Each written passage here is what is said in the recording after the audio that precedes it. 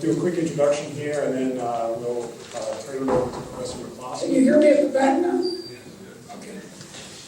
Okay, so there isn't much introduction I think is needed here, but Professor McCloskey is among the best known living economists. She's published dozens of books and hundreds of papers.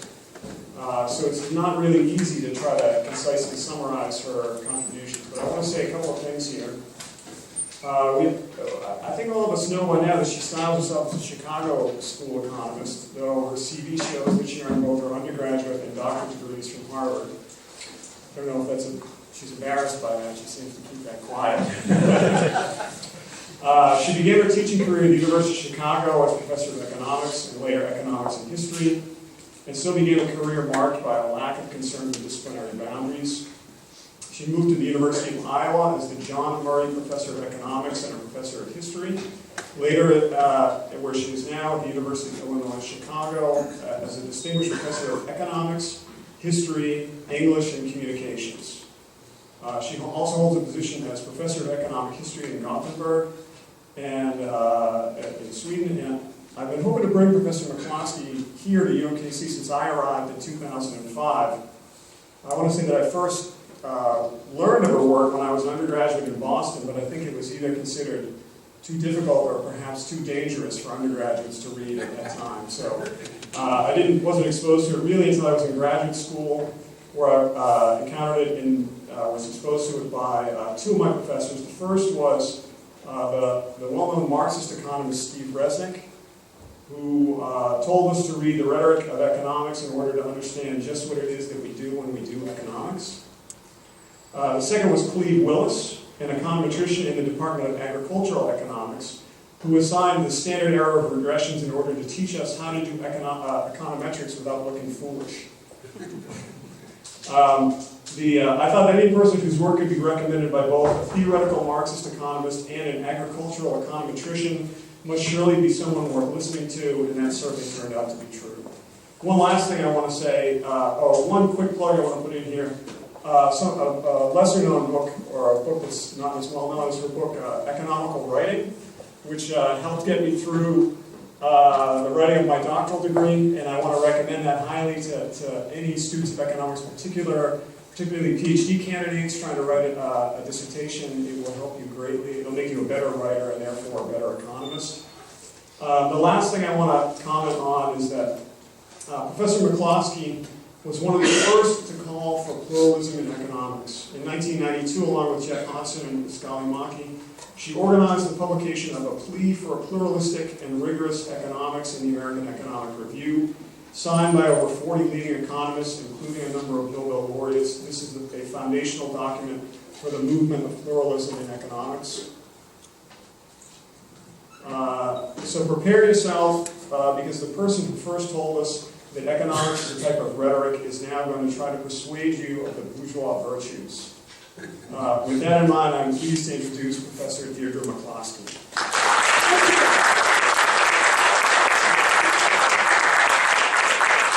Thank you very much. I'm very glad to be here. I've long admired the economics department here as a hotbed of pluralists. And that's really good. Economics as a field in the United States especially is shockingly narrow. I once wrote an essay where I spoke of the methodological range from M to N. An old acquaintance of mine, friendly acquaintance, Bob Heilbrunner, who was on the sort of official honorary board of the Journal of Economic Perspectives. And after some time of that journal, someone asked Bob what he thought about the Journal of Economic Perspectives. He said, well, it's very nice, but the only thing wrong with it, it'd be nice if it had some economic perspectives. Because there's no Marxism published in it, no Austrian economics, nothing beyond grinding away at what I call Samuelsonian economics, which is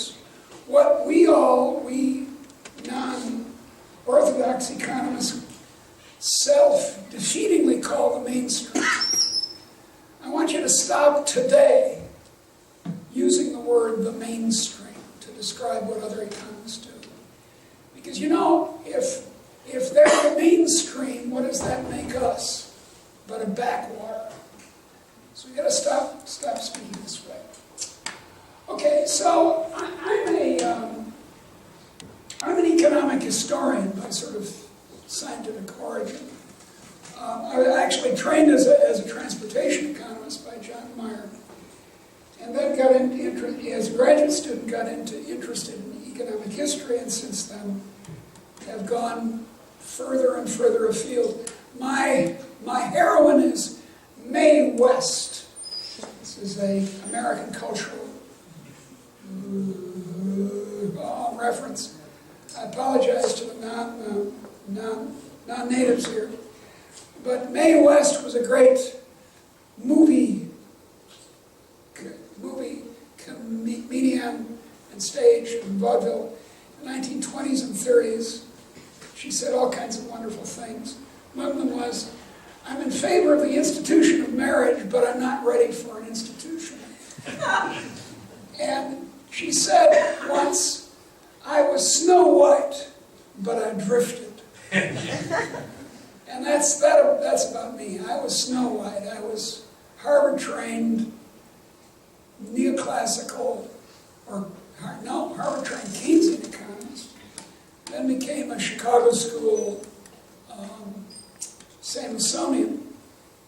Samuelson, by the way, Paul, very nice man, was my mother's mixed double tennis partner for many years. So that's my main connection with, personal connection with Paul Samuelson. But his way of looking at economics is, has its uses. But it's run into the sand, I think, intellectually. And as an example of this, I'm going to speak of the substance of my last book, Bourgeois Dignity, Why Economics Can't Explain the Modern World. Now, it's a little odd for an economist to stand up here and say, economics can't explain. By the way, this Kane Act that I have, it's not just vaudeville. But it's because I had discovered to my horror yesterday that I have severe osteoarthritis in this hip, and I'm due for a hip operation. I thought it was my knee. And the knee guy said, oh no, take a look at these x-rays, and you should have seen the x-rays. My God, appalling. Which shows how helpful it is to have facts. To have the actual x-rays instead of going around making up theories that it's your knees is much, much better. But okay, this book, it seems odd for an economist to say that economics can't explain the Industrial Revolution. What I mean by that is that certain kinds of economics can't explain it. I don't think that Samuelsonian economics can explain it. I don't think that conventional Marxist economics can explain it. I don't think, so that's my main claim, that those two kinds of economics can't explain it. Neo-institutionalism of the Doug North sort, no, sorry, can't explain it. And that's what I do in the book. I go through all the current popular explanations, and I say, are they large enough to explain it? It being the immense riches of the modern world. Now, to understand this point that I'm making this afternoon, this scientific point, you have to understand a scientific fact called the great fact. If you understand that and you really grasp it, then a lot of the theories will stop making any sense to you. And you'll come, by the end of this afternoon's discussion, to the realization that Deirdre has it right. here's the great fact. Let's start the motion picture at, say, the invention of faux language, which happens in South Africa. It appears to be about 100,000 years ago. The evidence for this is complicated. We didn't have tape recordings of people in 100,000 BCE, but on the other hand, there's a good deal of evidence that language develops there. And I'm going to use my cane, and I'm going to draw a diagram, which you'll find very helpful, of income per head in the world since then, since the invention of language. And we're going to stick the top of the row of chairs, this front row, including that little piece over there, is going to be called 0. And $3 per head is going to be right here. See, $3 per head. You have to pay attention now. It's $3 per head. Now, $3 per head, as my mom says, somewhat mysteriously, I think it's a phrase from her generation, is no bag of bluebirds. Now, why a bag of bluebirds is a good thing, I don't know. I would be very alarmed to get a black bag of bluebirds. Dead or alive, I don't care. I'd be very disturbed. But anyway, no bag of bluebirds. By which she means it's not a very nice way to live. It's the way a substantial part of the world's population still lives, down as low as $1 a day. And it's appalling. By the way, the percentage of the world's population that does live below $3 a day or $1 a day has been falling like a stone for the last 40 years. But okay, $3 a day in Kansas City prices is a very hard way to live. No shelter, no education, no food, no clothing. $3 worth of whatever you can get. And my claim is, and it's very easy to show this archaeologically, that from that time, 100,000 BCE, the income per head goes along at this $3 a day, more or less continuously. I have a magic cane here. Watch, it's even more magic than you think. Watch. Cool. I have a magic cane, and it can do scientific diagrams. It's built into the cane. And it just goes along at $3 a day, $3 a day. We're going to make the end of this row of chairs, this little teeny 2 chairs, that's going to be the modern times. That's going to be the present. That's going to be the end of that. We go along like this, and we're still at $3 a day. Why are we still at $3 a day? Well, because hunter-gatherer or not, there are diminishing returns. So, when income might go up above $3 a day, say in what's now the northwest United States, where salmon fishing is very, very productive, the population, the Native American population, expanded and expanded and expanded until population went back to $3 a day. $3 a day, in other words, was a homeostatic equilibrium. The way the heat control in this room is homeostatic. If it gets much above whatever the temperature is set at, the heat turns off. If it gets much below, the heat turns on. And so the heat is maintained. And that's the Malthusian argument. First articulated in 1798 by Malthus. So here it is going along about the agricultural revolution, the invention of the domestication of animals and plants. By the way, this happens in 9 different parts of the world independently. It's very peculiar. After the last Wisconsinian Ice Age, there had been another ice age in this long period before, with going ice age and then becoming warm again.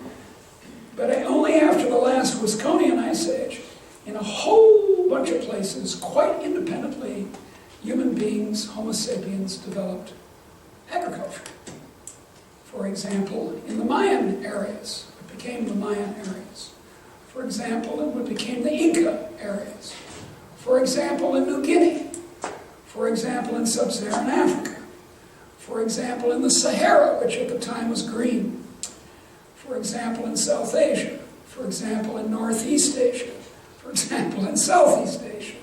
For example, to come finally to the example that I, as an old person, grew up with, the Fertile Crescent. There's a view I used as a student when I was in school. We used a great book by Breasted, a famous archaeologist at the University of Chicago, which said, we Europeans descend from people in the Middle East, and then the Greeks, and then us. And it was a very strange story, but we all believed it, that somehow Europeans were the descendants of these people in Iraq. I don't quite get how that works, but anyway, that's what we were. And that was the only place that agriculture was invented. And that's turned out since to be false. So 9 different places.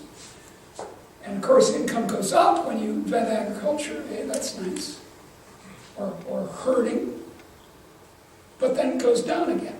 Why? Because of the homostatic Malthusian equilibrium. So we continue on at $3 a day. Now, of course, not everyone got $3 a day. If you were a king or a priest, good for you. If you were a successful specialist in violence, then you could come around and say, I'm brave Sir Botany. So sorry, this is my rice now. And you could take it from them and become rich. Now, not that rich. I mean, Louis XIV, the very Sun King,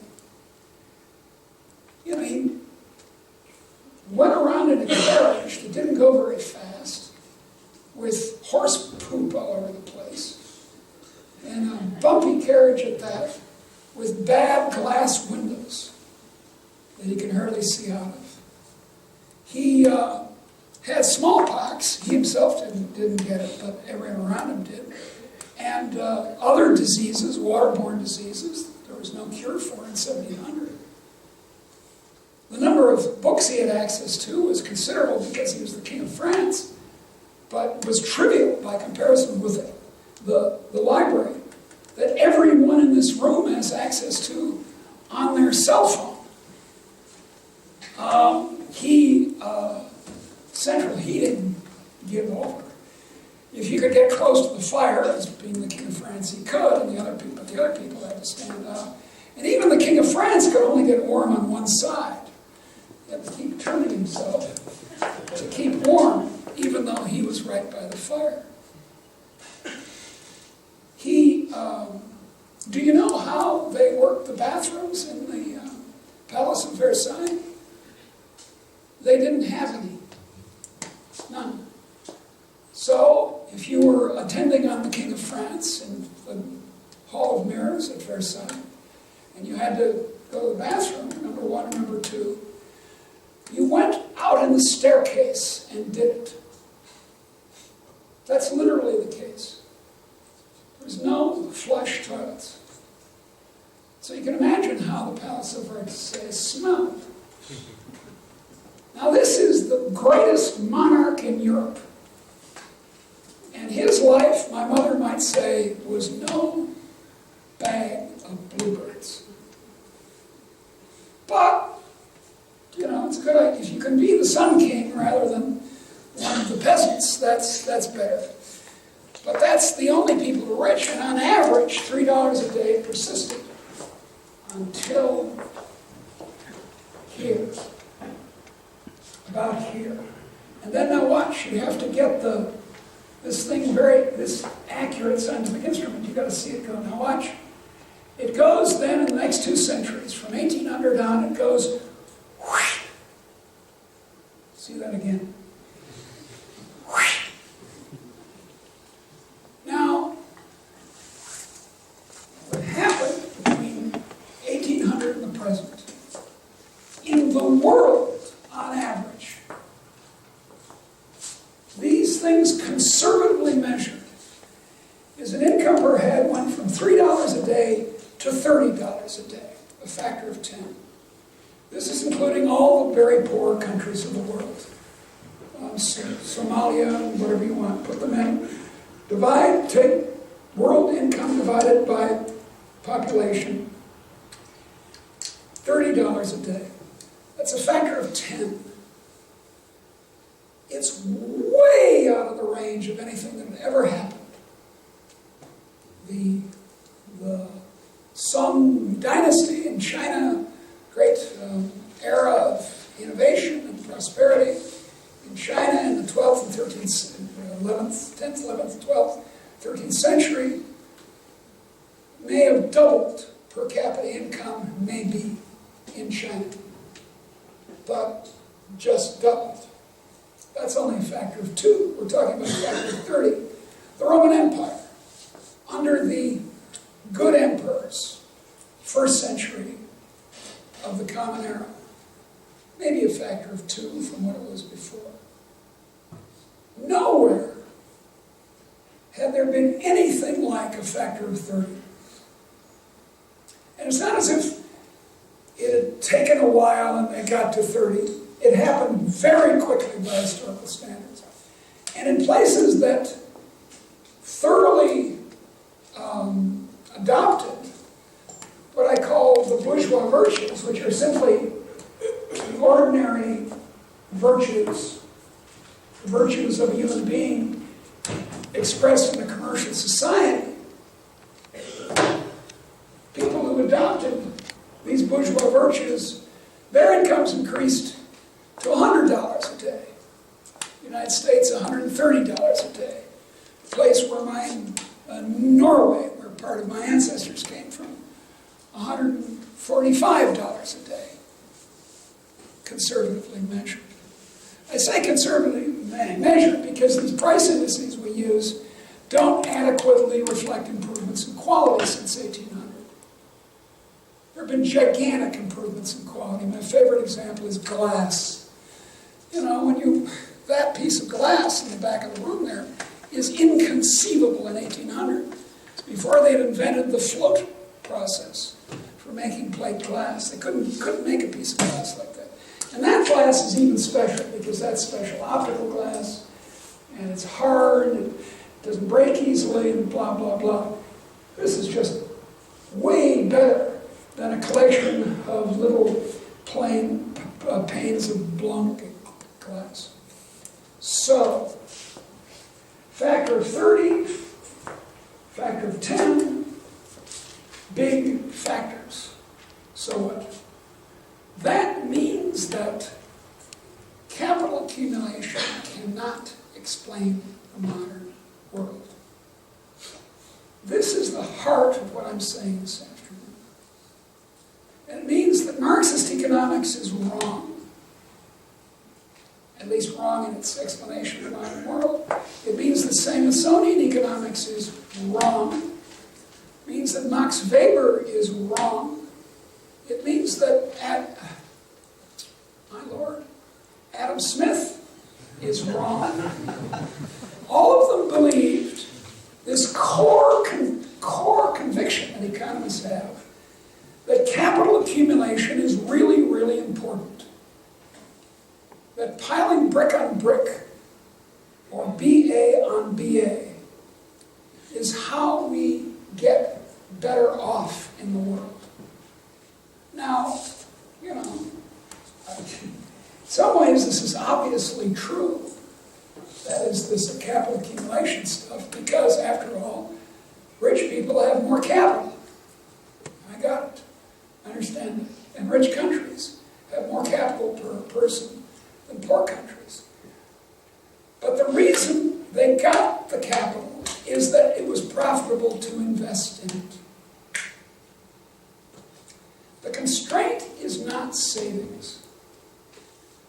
In a way, that's the core error. Adam Smith to the present. That's the core error, that savings is the constraint. That because savings takes place in every society on earth, and always has. If you don't save in an agricultural society, you starve the next year. With yield perceived of 4, which was what you had in the Middle Ages in Europe.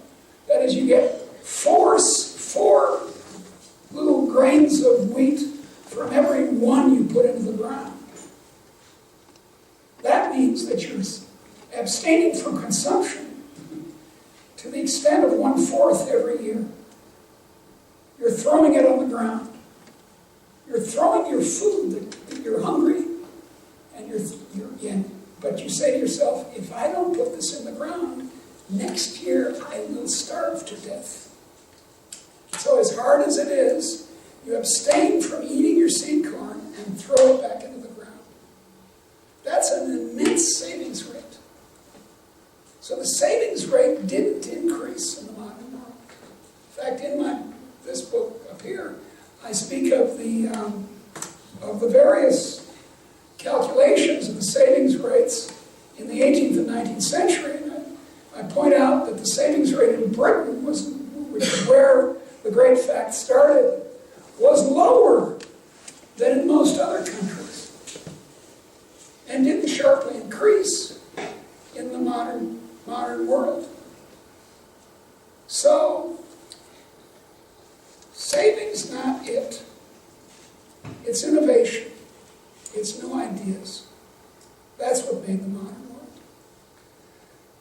Think of it in another way. As Keynes said, once I would have crossed myself with Keynes, but I've gotten over it. As Keynes said,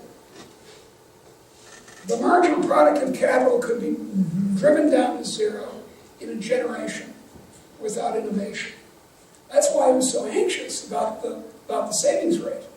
That's why he regarded it as such a catastrophe that people were going on saving in an era in which he thought that innovation was over. People are always thinking that innovation is over. My friend Bob Gordon just wrote an essay that made a lot of stir saying innovation is over. And I wish people would kind of get that these predictions have never worked in the past and start to understand that innovation keeps going. Relax. It's going to keep going. Okay. So anyway, he said quite properly that if all you do is infill Kansas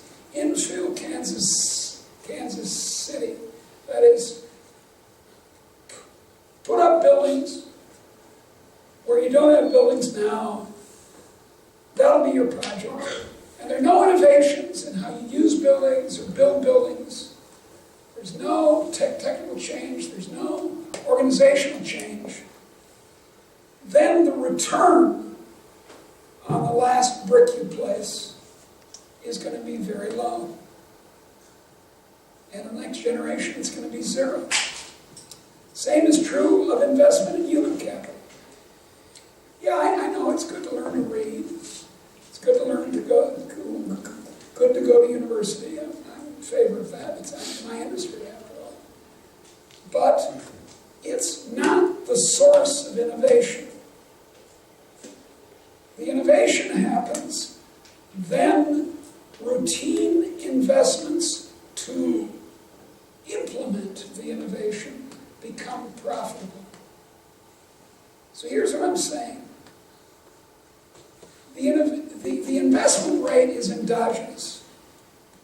The investment rate is a function, deep function, functionally dependent, really, really dependent on the rate of new ideas of innovation. Not the other way around. It's not true, as the master said. I used to also cross myself when Marx was mentioned, but I got over that too. As Marx said, accumulate, accumulate. This is Moses and the prophets. No, it's not, Carol. You got that one wrong. That's not true. Accumulate, accumulate is not what made the modern world. And the reason it can't be the thing that made the modern world is that from the caves on, people were accumulating. Accumulation is what humans do. They dig out a new cave. They make pyramids. They make houses. They make drainage canals. They accumulate. And so if accumulation itself resulted in innovation, that is, if the relationship were reversed that I'm propounding, then we would have had the Industrial Revolution, I don't know, before the last Ice Age, or in ancient Rome, or whatever. Understand? So it's got to be innovation. In this, I'm joined with Joel Mulcair, a friend of mine, an economic historian, and Jack Goldstone, and a few others. We all agree with this, and we all think that it was ideas that made the modern world. A change in how people thought, not how they made their living. There was a change as a result of the new ideas and how they changed their living, but that wasn't the cause. Nice way of expressing this, one of the ideas that changed is egalitarianism. The idea of human dignity, not just for the King of France, not just for the local priest, but for everyone, for ordinary people, most particularly ordinary inventors, merchants, manufacturers, but also their workers. Human dignity. The idea that an ordinary person was dignified or honorable was a ridiculous idea in Shakespeare's time. Read the plays of Shakespeare. Shakespeare says over and over again, the only way to honor is through the aristocracy or service to the aristocracy. The only way to honor is battle or the court.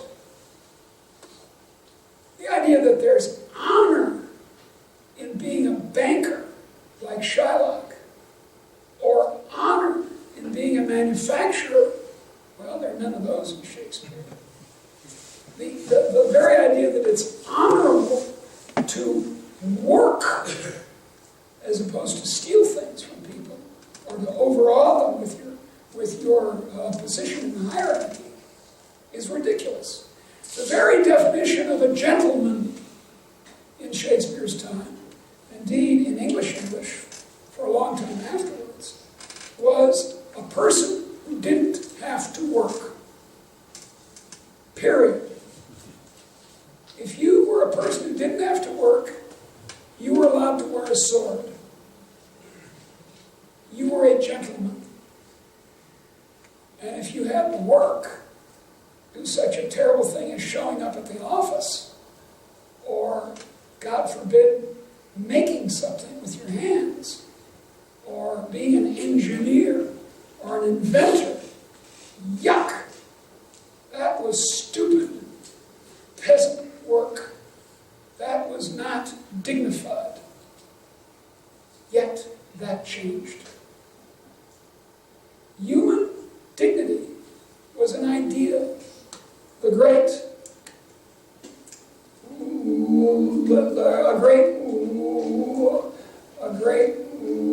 leveler,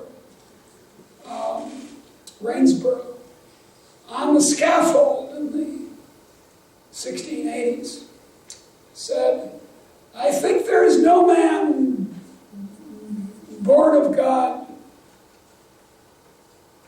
who comes into the world with a saddle on his back, nor any booted and spurred to ride him.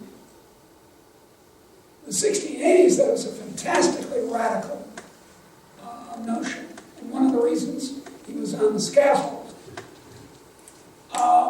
100 years later, that idea, though still unpopular in many circles in Europe, had become conventional.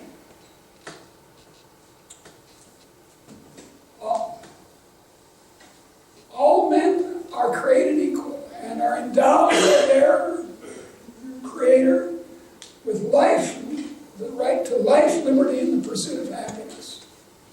Now, when Thomas Jefferson formulated that very conventional, by that time, very conventional and ordinary way of saying it, it was looked very strange to some other Europeans because Thomas Jefferson owned slaves. And indeed, when he died in 1825, he didn't free any of them, as George Washington had on his death. So this was a constant embarrassment to America, that we kept saying all men are created equal except for women and slaves. But the idea was there, and it had this incredible power. So there was that, and then there was liberty. That is, legal, political liberty to innovate, to try out stuff. And if you're accorded the dignity, the honor to be an inventor. When James Watt died, and I think again it was 1825, James Watt, the inventor of the separate condenser and steam engine, it was proposed to put up a statue to him in Westminster Abbey with the kings and poets. Now, at the time, still, some people said, for a mere inventor? What are you talking about? But many people thought it was a grand idea and made contributions to it. For various reasons, it ended up not in Westminster Abbey, but in St. Paul's Cathedral. But anyway, there it is. Statue to an inventor, which is inconceivable in Shakespeare's age. So there are two things here that make for this new inventive world. And there are two things that are unique to Northwestern Europe. A rise of human dignity, theoretical equality, not practical alas, but theoretical equality. And the rise of the idea that people should be pretty much allowed to do what they want to do. A rise of liberty. So, you can exercise, in that case, market-tested innovation. Market-tested innovation is what made the modern world. There's innovation, which is encouraged and allowed by this dignity and liberty. And the same liberty insists that the innovation not just be some engineer's idea or some king's idea, but be subject to a market test. If it works in the marketplace, it's good. If it doesn't work in the marketplace, it's bad. Let me take a modern example. The Concorde Supersonic Jet was thought to be a wonderful idea by the governments and some of the people of France and Britain. And so for many decades, they subsidized the flying of the Concorde airplane, which allowed a bunch of very rich people to get between the United States and Europe very fast. Then there was an accident, and the Concorde was grounded, and it was never revived. Now there are some Europeans, to my alarm, one of my heroes, Umberto Eco is among them, said, "Oh, gee, that's terrible. We had this glorious airplane. Look how beautiful it is. kept subsidizing it. But the fact is that the Concorde was a bad idea. It was not just before its time. I'm not sure if it'll ever be a good idea to have supersonic transport, but anyway, it was a bad idea. It couldn't pay for itself in the marketplace. It couldn't be sustained except with enormous government subsidies out of the general fund. And things that can only work as enormous subsidy with enormous subsidies out of the general fund are not good for ordinary people. Market-tested innovation is democratic. It says, if ordinary people pay for this, will they be prepared to? If not, it's probably not something we should do. The Iraq War, there was something that very few people would pay for if they had gotten a choice. Yet it happened. That's a non-market, it's an innovation, all right. Let's see, we have some problems in Afghanistan. Let's go attack Iraq. Okay. There's a wonderful Lewis Black routine. You know, the guy goes like this and gets mad about this whole thing. But let's take a more contemporary example. Some of you here in the room will be in favor of a high-speed rail. Think, oh boy, that'd be great.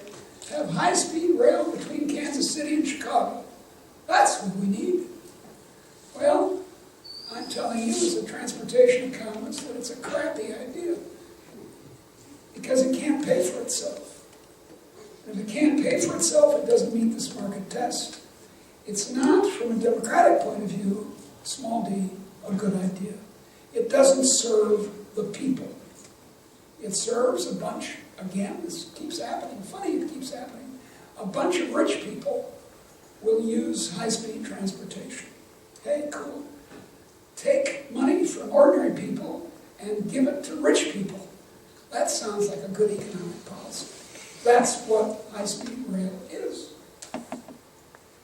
So, that's, now then you might ask, someone undoubtedly will, why did dignity and liberty, so productive in system of market-tested innovation? Notice I haven't used the word capitalism, which I find an exceptionally misleading word. Capitalism keeps suggesting to people on the left, right, or middle that the key to all this must be the accumulation of capital, because there it is in the very word. So capitalism must be about capital. To which I say, who says? Why does the modern world have to be about capital? Because of the word we use to describe it. It's a bad word. Let's get rid of it and adopt this clumsy phrase of mine, or if you can think of a better word, I'd appreciate it, market-tested innovation. So why did the liberty and dignity that makes for market-tested innovation start so vigorously in northwestern Europe, in the 17th century in Holland, the 18th century in England and Scotland, and the North American colonies, and then spread. And now it's spread to the whole world. Why did it start there? Well, the old-fashioned way of looking at this, that my friend David Landis indulges in, is frank European racism. Europeans, you know, are superior to everyone else. Non-Europeans here, just as David frequently puts it, had better get used to it. Well, that's a lot of nonsense. There's no evidence at all that Europeans are racially superior. In fact, I have a theory I'll talk about if you want, which says that in 100 years, sub-Saharan Africa will be the cultural and scientific capital of the world on genetic grounds. But let's put that aside. Why did it happen? It didn't happen for deep European reasons. That's my key point. That's one of my key points. It's not because of, I don't know, the ancient Germanic democracy in the Black Forest or some nonsense like that. It's not because of English common law, as poor Doug North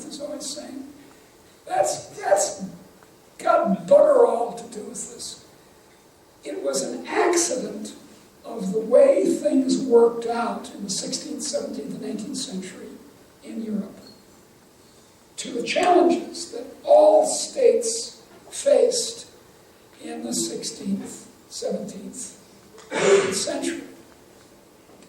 One challenge was the so-called Little Ice Age, change in the climate that made northern climes, including northern China and Turkey and Europe, much colder than they had been before. The Thames froze over very thick every winter. The reaction in the Chinese Empire and the Ottoman Empire to this was to clamp down and become more conservative. By accident, Europe had never been able to form a single empire. Now, this had been done in Charlemagne's time. He succeeded, but then it broke up. And it was the project of Charles V and Philip II of Spain. That didn't work out. And people kept trying it. Napoleon tried it. Hitler tried it. None of them worked out. So you have this broken up polity in which certain economically unproductive tyrannies were hard to sustain. Not impossible. Country by country, you could go ahead and do it, but then you lost all your people. Or you lost the more enterprising people, or you lost all your capital, or you lost something. And then you lost a lot of wars and things like that. So there was a tendency then to allow liberty and dignity to proceed, and this by accident in Western Europe. One other factor are the successful revolutions, which could have gone either way in Europe. The Reformation was successful, reasonably so, and made people bold. Most particularly not in theology, but in church governance. Well, they became bold in theology, but that's not why they were bold. They were bold because churches, at least the Reformed churches, the Calvinist churches, and the Baptists, and then the English Quakers, were run by the very parishioners. None of the other churches were. The Anglicans, I'm an Anglican, and the Lutherans and the Catholics kept the hierarchy. So, it was still the priest and the bishop and so on. But not these other groups. So that made people bold. But the Dutch revolt from 1568 to 1648, 80 years opposing the largest imperial power in the world, namely Spain. It reminds me, in a much more extended period of the Vietnam War, of the successful war of a small people against the largest imperial power at the time. So, by accident, this unique historical experiment in dignity and liberty, with its startling economic consequences, completely unprecedented, not planned for. That's not why they gave people dignity and liberty, although finally an economic ideology developed that started to say this, that started to kind of put two and two together and say, now look, if you have a liberal society in the old sense of the word, you will have a prosperous society too. If you make people free and dignified, they will start inventing stuff, and you will get a rich society. And that's what happened. So that's my story. This story is part of a defense of capitalism. I say I don't like the word capitalism, and I don't. These three books over here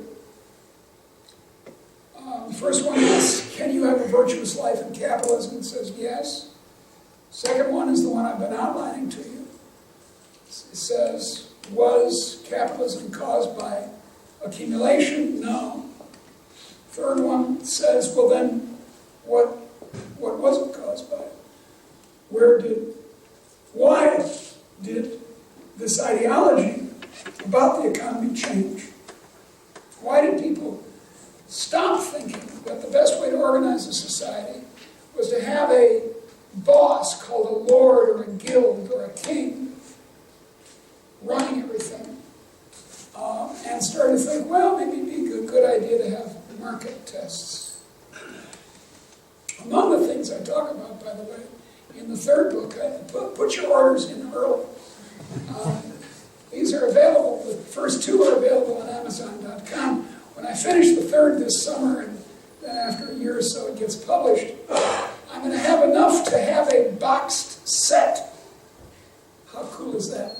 A boxed set of 3 volumes, like Harry Potter.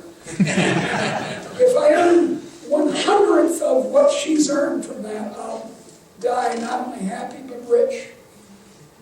But I'm saying, dears, that market-tested innovation is what saved the poor of the world. Market-tested innovation is what will save it and what has saved it. I take it that there are no descendants here of the crowned heads of Europe or Asia or Africa. I take it we're all the descendants of unspeakably poor people. I speak for myself. I'm the descendant, not many generations ago, of peasants. You should see the land in my great-grandfather's Norway. Øyvind. It's beautiful. It's in the Hardanger Fjord. Great mountains, great fjords. Beautiful, beautiful. It's like Vermont for the same reason. It was scraped by the glaciers. But just as in Vermont, Salem, in the Green Mountains, it scraped off all the topsoil at the same time. So the topsoil on my great-grandfather's farm was that thick. So he moved to Illinois, where the topsoil is as tall as this room. So how did we get rich? By being bourgeois. By accepting the bourgeois deal, I call it. You let me as a bourgeois engage in creative destruction, innovating, closing a factory here, opening another there. And in the long run, in the third act, I say, I will make you all rich. Because that's what happened. You know, I'm a member of a union. I belong to the professors' union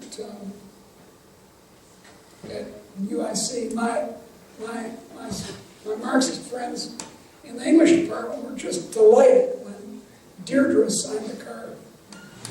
But it just shows how stupid the administration is that they could get even Deirdre McCloskey to join a union. And when I was young, I belonged to a union. I belonged to the International Maritime Workers, briefly. So in the beginning of my life and the end of the life, I was a union maid. By the way, I know all the old songs. I know more socialist songs than any socialist here. I challenge you to it. Joan Baez's Woody Guthrie contest. But it's not the struggle that made the poor rich. It's not unions. Nor is it government. It isn't government regulation of the labor force or the 8-hour day or whatever. That's got nothing to do with what made us rich. What made us rich was innovation, was market-tested innovation. And it made us fantastically rich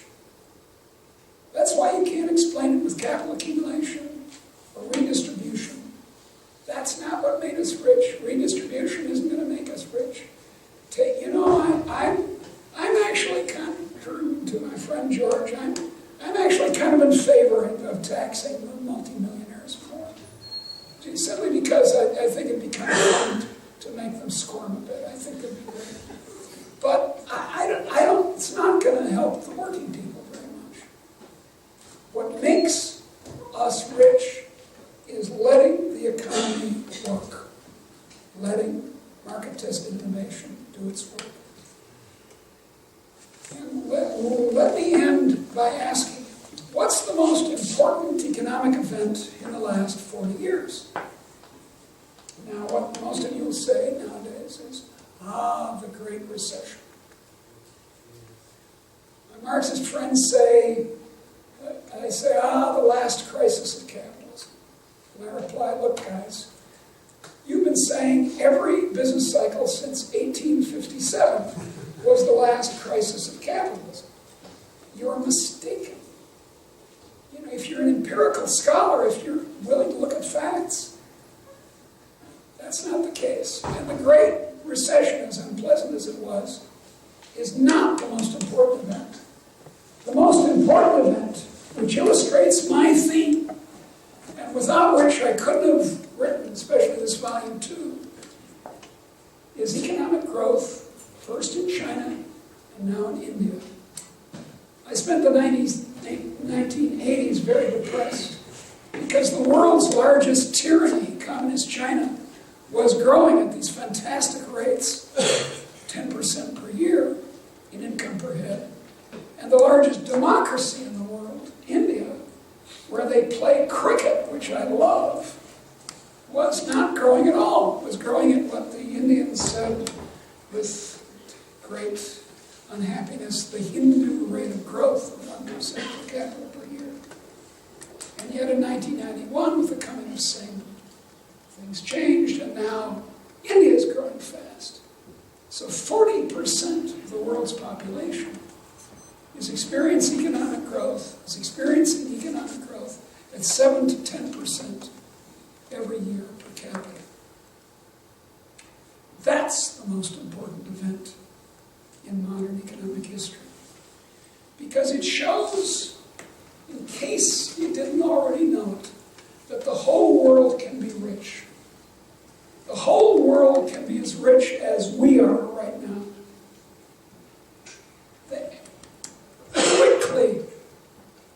Quickly, within a few generations, sub-Saharan Africa can have the same standard of living that the United States has right now, or will have in a few generations. There's no racial reason why that can't happen. There's not even any very deep historical reason why it can't happen. As long as you let market-tested innovation happen. We can kill it off, we can start shooting each other, as we did in 1914 in Europe, and that involved everyone else. You can kill it off with centrally planning socialism, as we did in 1917 in parts of the world, which then spread to China. It's easy to think of economic policies that kill off market-tested innovation. But if you let it go, it saves the wretched of the earth. And it's the only policy that saves the wretched of the earth. So, I say to my friends on the right and left, quit complaining about market-tested innovation. Let it happen, and the poor will become rich. Thank you very much.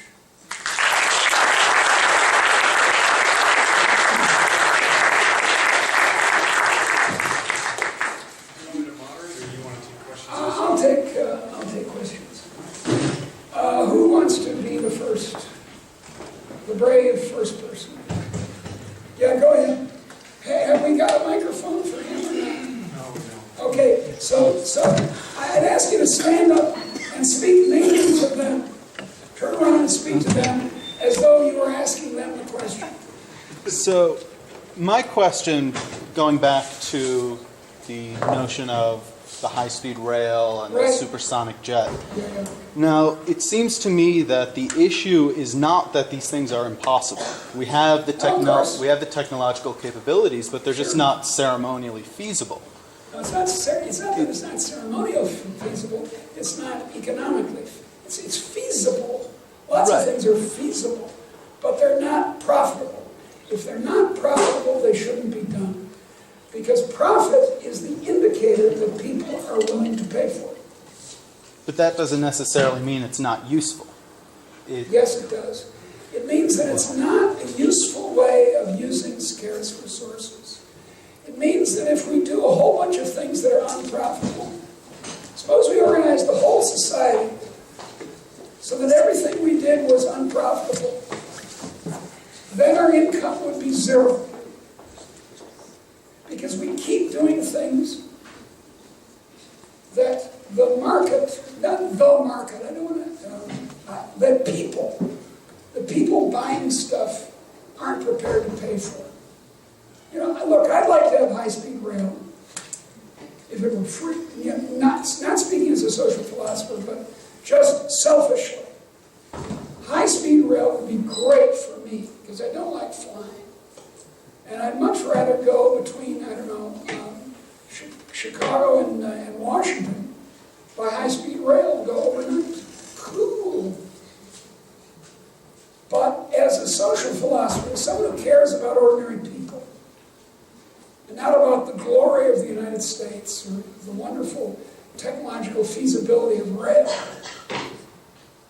I want the rail system we have to have some discernible connection between what's good for ordinary people and what those resources can be used for elsewhere. So the market test is really essential. People think, oh, it's terribly unfair, it's profit. Profit's not people. That's a lot of baloney. The profit, I'm not in favor of rich people.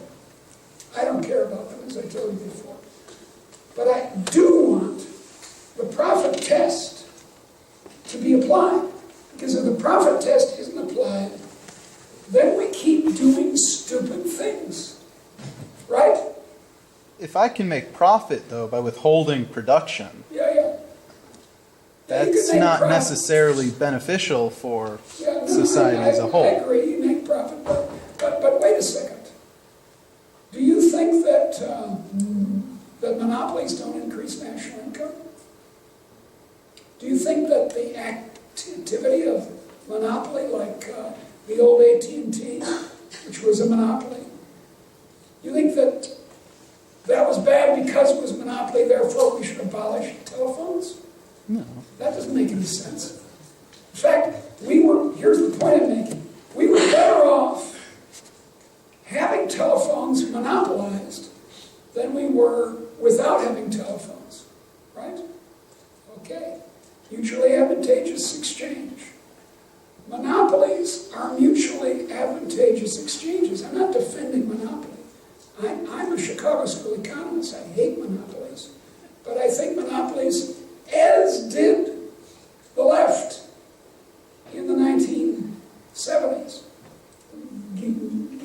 The historian Gabriel Coco, for example, he agreed with the Chicago School. More likely we agreed with him, that monopolies are mainly caused by the government.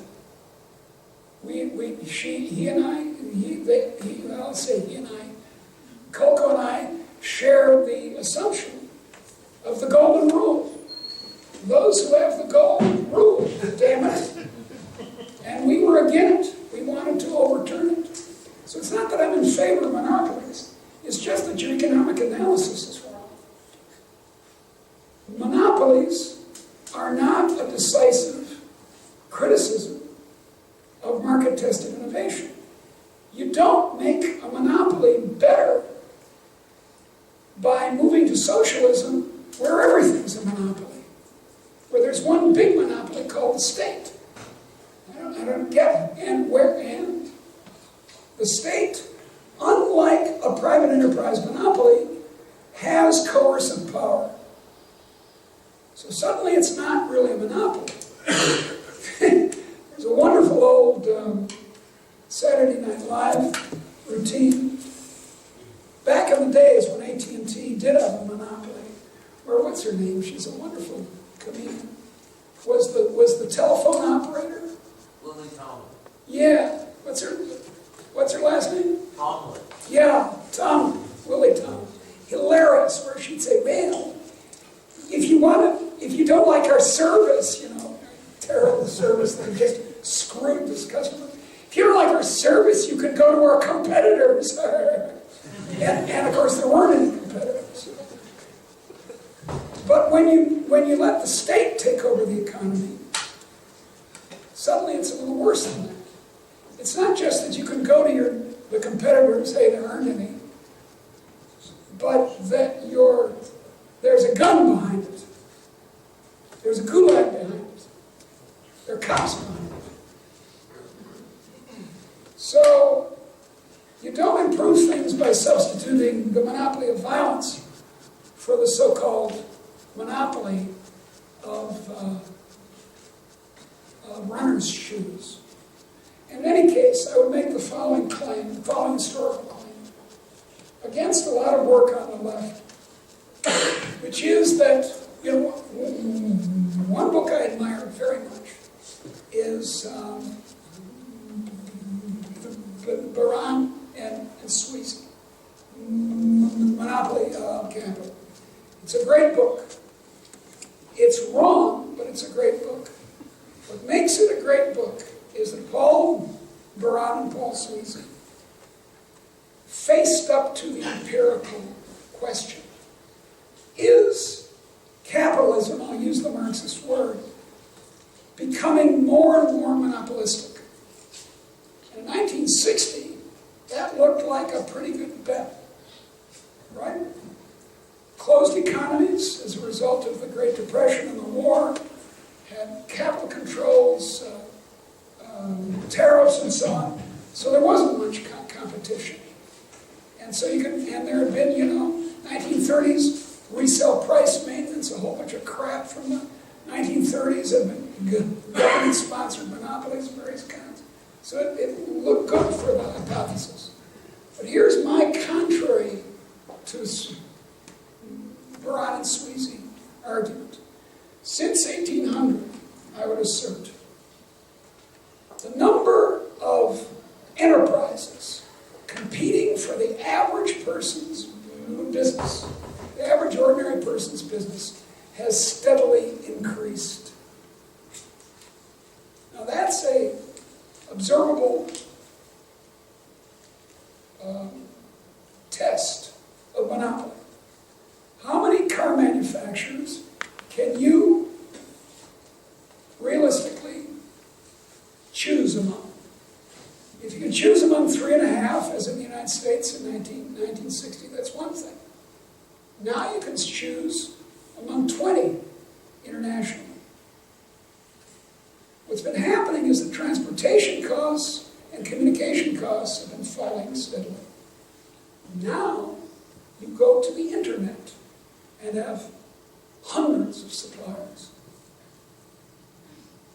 So now, don't tell me about monopoly. You're picking up the wrong end of the stick. Yeah. Turn to them and say mainly to them. Thank you for coming and talking to us. I really appreciate it. I'm looking forward to this for weeks. I was hoping that you could talk to us a little bit about negative externalities. Sure, be glad to.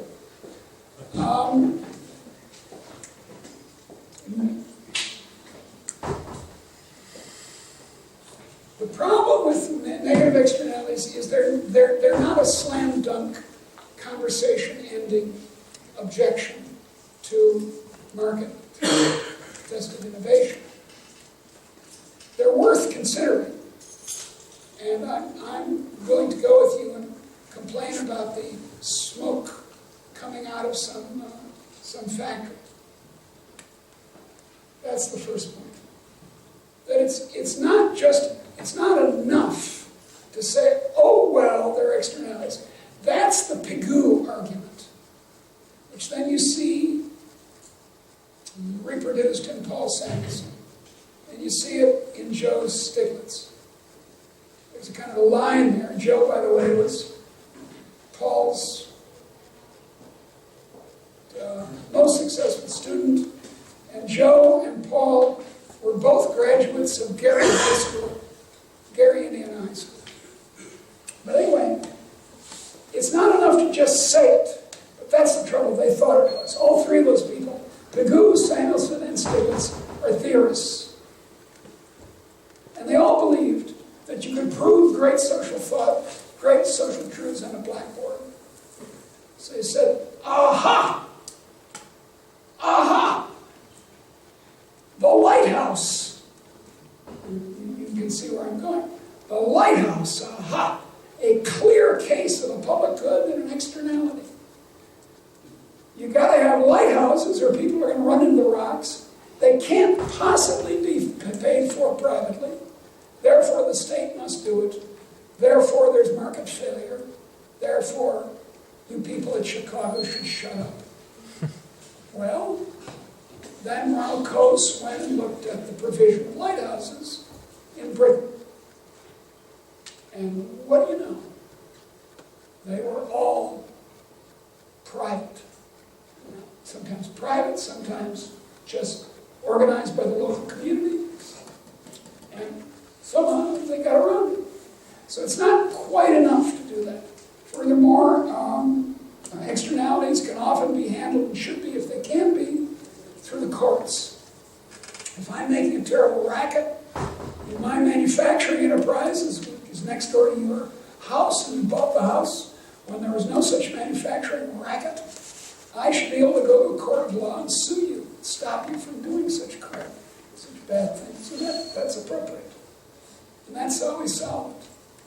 It's not obvious that, there's so many things to say about this. It's not obvious that the government's going to do a good job of taking care of the externalities. Because, the golden rule, those who have the golden rule. Surprise, surprise, the government gets taken over by the very industry it's regulating. Fantastic example of this is coal ash. You know the problem here. Coal ash is a very nasty pollutant. Now, there is a steamship that goes as a ferry across Lake Michigan. It's the last surviving steamship in the United States. It's run on coal. And they dump the coal ash into my drinking water. And you'd say, well, boy, there's an externality. What are we going to do about it?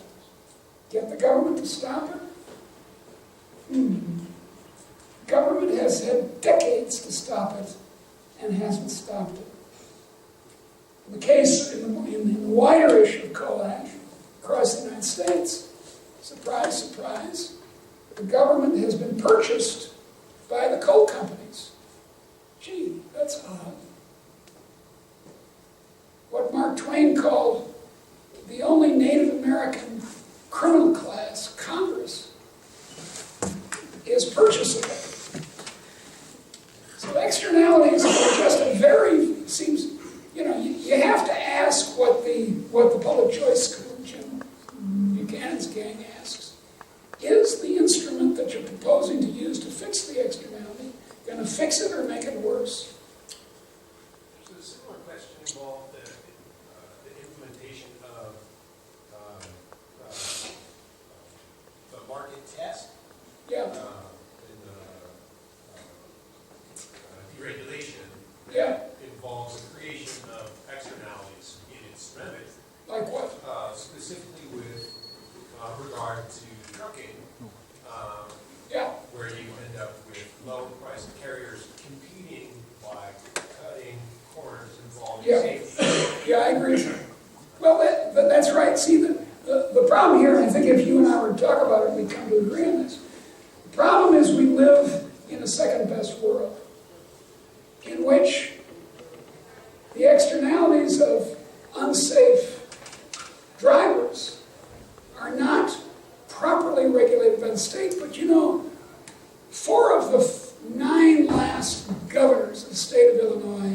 went to jail.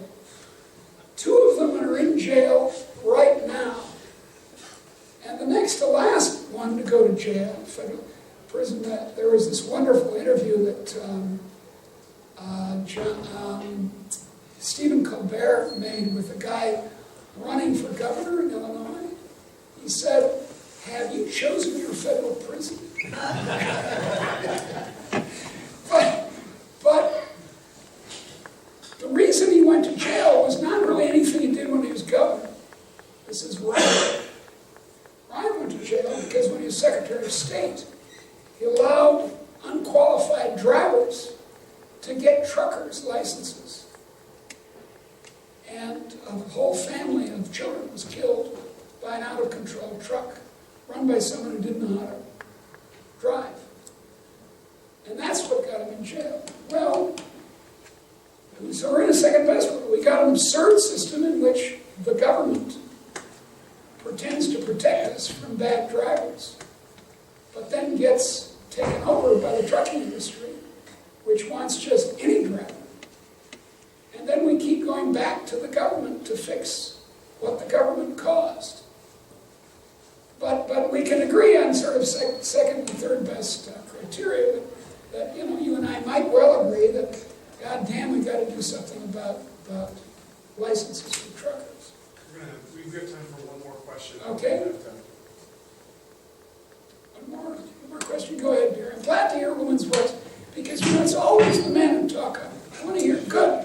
Okay, so if you have an existing overarching power structure where even you agree you have the corporation in control of whatever our democratic process is supposed to be, how is the market supposed to be more democratic on its own when its agenda is controlled by an anti-democratic force? Well, it's not the agenda of the market that's controlled by the corporations. The corporations, on the left, people attack the corporations. On the right, they coddle them.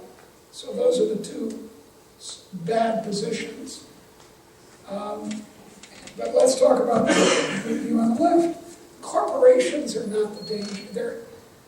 It's that the government's so valuable to corrupt that they do it. It's the structure itself. It's the structure itself, I agree. If we had smaller government, as you and I in the end might again come to agree, because I don't think either of us is a big fan of the FBI or the American military-industrial complex or the IRS, which is an extortion operation. I mean, this is inquisitorial. No, come on.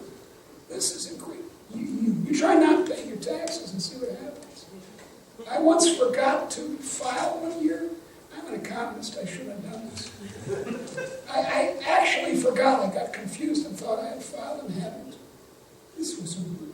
Fortunately, I had an accounting firm, a big accounting firm, which could write a suitable letter that said that even though she's a distinguished professor of economics, she somehow missed this year. But you get in trouble with the IRS and they can do anything to you. They can come in the middle of the night and take you away. They can put a lien on your income and your house. They can ruin you. They can take everything you own. They can drive you down to $3 a day. So I don't think either of us likes the IRS.